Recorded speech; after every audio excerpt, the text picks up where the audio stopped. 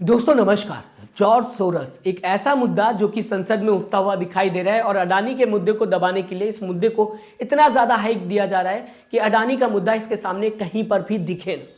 ये इल्जाम लगता हुआ जगदीप धनखड़ पर नजर आ रहा है और विपक्ष काफी ज्यादा गुस्से में है जगदीप धनखड़ को लेकर। यहां तक कि यह भी बताया जा रहा है कि अविश्वास प्रस्ताव लाने के लिए तैयार है विपक्ष, ताकि जगदीप धनखड़ को उनके पद से हटाया जा सके। बताया जा रहा है विपक्ष की तरफ से कि जगदीप धनखड़ जो है वो निष्पक्ष नहीं है, बल्कि उनका पद पूरी तरीके से निष्पक्ष होना चाहिए।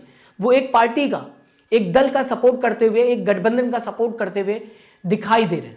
आपके सामने दोस्तों पूरी खबर क्या है, आज तक क्या लिखता हुआ दिखाई दे रहा है, पढ़ के बताना चाहूंगा। जगदीप धनखड़ के खिलाफ राज्यसभा में अविश्वास प्रस्ताव लाएगी कांग्रेस। सपा और टीएमसी दोनों ने ही दिया साथ, ये आज तक लिखता हुआ दिखाई दे रहा है। राज्यसभा के सभापति को हटाने के लिए प्रस्ताव में 50 सदस्यों के हस्ताक्षर की जरूरत होती है। सभापति धनखड़ के खिलाफ प्रस्ताव पर 70 सदस्यों ने सिग्नेचर किया है। यह भी खबरों में सामने आता हुआ दिखाई दे रहा है कि 50 लोगों के सिग्नेचर की जरूरत होती है अविश्वास प्रस्ताव में, लेकिन 70 लोगों ने सिग्नेचर कर दिया है, जिसमें सपा और साथ ही साथ टीएमसी नेताओं ने भी कांग्रेस का साथ दिया है। अडानी के मुद्दे पर टीएमसी और सपा दोनों ही किनारा करते हुए कांग्रेस से नजर आ रहे थे, लेकिन जब जगदीप धनखड़ की बात हुई तो दोनों ही सपोर्ट करते हुए कांग्रेस का नजर आ रहे। अब दोस्तों अगर बात की जाए, विपक्षी नेताओं का यह कहना है कि जगदीप धनखड़ जानबूझकर जॉर्ज सोरस का मुद्दा उठा रहे हैं।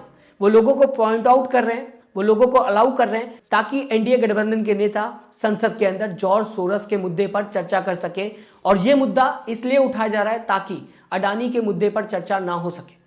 अडानी के मुद्दे की अगर दोस्तों बात की जाएगी, कई सालों से इंडिया गठबंधन यह कहता हुआ दिखाई दे रहा है कि जेपीसी की जांच हो जाए, इस पर चर्चा हो जाए संसद के अंदर। जबकि हिंडनबर्ग की रिपोर्ट भी सामने आई, उसे लेकर भी संसद में चर्चा नहीं हुई। विपक्ष लगातार कहता हुआ दिखाई दे रहा था कि चर्चा होनी चाहिए, हिंडनबर्ग की रिपोर्ट के आधार पर भी चर्चा होनी चाहिए, नहीं हुई।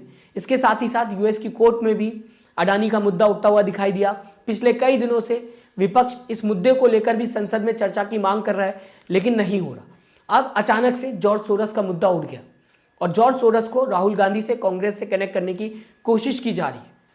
लेकिन बेसलेस स्पीच संसद के अंदर एनडीए गठबंधन के नेता देते हुए नजर आ रहे हैं जॉर्ज सोरस के मुद्दे पर।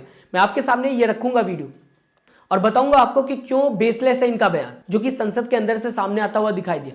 सबसे पहले दोस्तों मैं आपको बताना चाहूंगा, मल्लिकार्जुन खड़गे काफी ज्यादा गुस्से में नजर आए जगदीप धनखड़ को लेकर। मल्लिकार्जुन खड़गे ने यह तक कह दिया कि आप लोकतंत्र को खत्म करने की कोशिश कर रहे हैं। हर बात को आपके हाँ में हाँ मिलाना जरूरी है, अगर गलत है तो भी जरूरी है।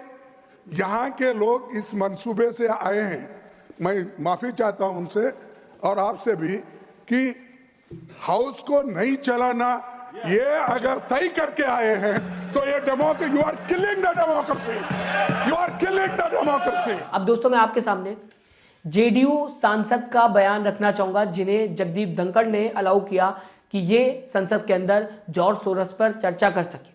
क्या इनकी बातों में दम है? मैं आपके सामने सबसे पहले इनका बयान रखना चाहूंगा और आप बताइएगा मुझे कि क्या ये सही बोल रहे हैं, क्या इनकी बातों में सच्चाई है। मीडिया में ये रिपोर्ट आया है कि कांग्रेस के सीनियर लीडर का जॉर्ज सोरस से संबंध है। इसको तो जरूर इस पर एक डिबेट होना चाहिए। बांग्लादेश में जो हुआ उसमें भी सोरस का इन्वॉल्वमेंट है। $1 मिलियन ऑन रिकॉर्ड उन्होंने कहा है कि नरेंद्र मोदी जी को हटाने के लिए $1 मिलियन मैंने रखा हुआ है।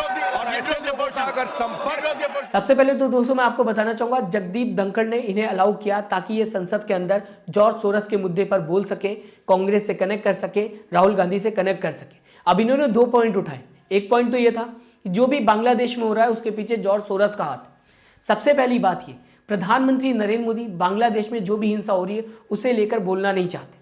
साथ ही साथ अगर बात की जाए बांग्लादेश में जो हो रहा है उसे लेकर चाहे तो प्रधानमंत्री नरेंद्र मोदी बहुत कुछ कर सकते हैं। भारत एक बहुत ही शक्तिशाली देश है, चाहे तो हिंसा जो हो रही है उसे रुकवा सकती है, वहां के नेताओं से बात कर सकती है, वहां के जो ऑफिशियल्स हैं उनसे बात कर सकती है, लेकिन ऐसा कुछ भी देखने को नहीं मिला। दूसरी तरफ जेडीयू सांसद ये बताने की कोशिश कर रहे हैं कि जॉर्ज सोरस का हाथ। ठीक है, अगर आपकी बात में सच्चाई है तो भारत क्या कर रहा है? प्रधानमंत्री नरेंद्र मोदी चाहे तो रुकवा सकते हैं।